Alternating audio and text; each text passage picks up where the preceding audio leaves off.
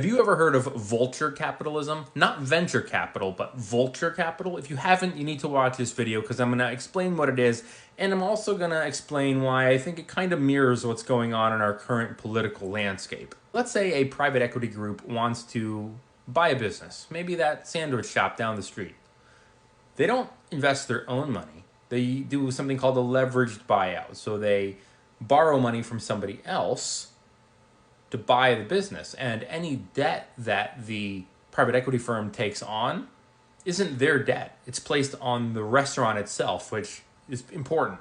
The next thing they do is they slash costs across the board.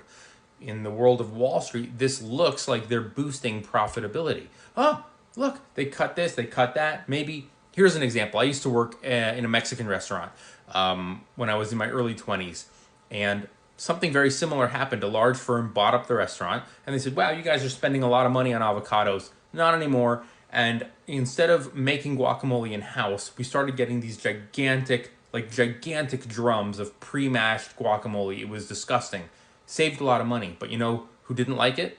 The customers, who ate it and looked at us like, what the hell is this? Another thing that this private equity firm did was they fired all of the long-term employees. These long-term employees who busted their ass in this restaurant and had earned pay raises over the years were too expensive. So out the door you go, and they brought in cheaper people who were less experienced. So the quality went downhill pretty fast. And the last thing they did was they closed underperforming stores, which again, sometimes Wall Street says, oh, that's good. You're getting rid of the excess, you're trimming the fat, you're making yourself leaner, but they're also decreasing their presence as a business. Another thing these venture capital firms do is they charge outrageous management fees, like it's a privilege for us to manage your restaurant, but you have to pay us for that privilege.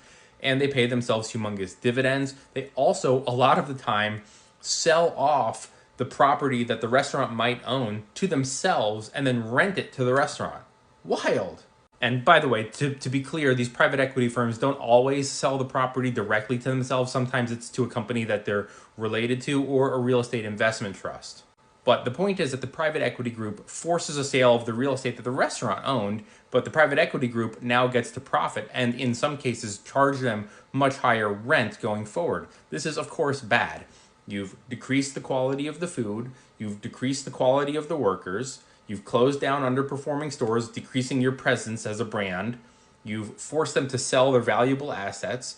You pocket the money, and then you force them to rent back the property at a much higher cost.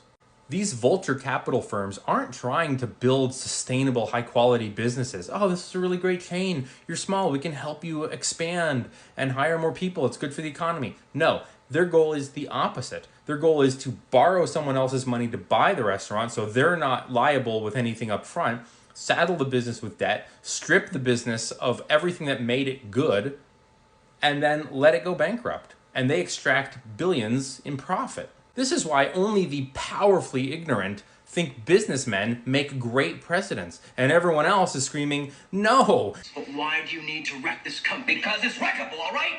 Smash your follow. See you later.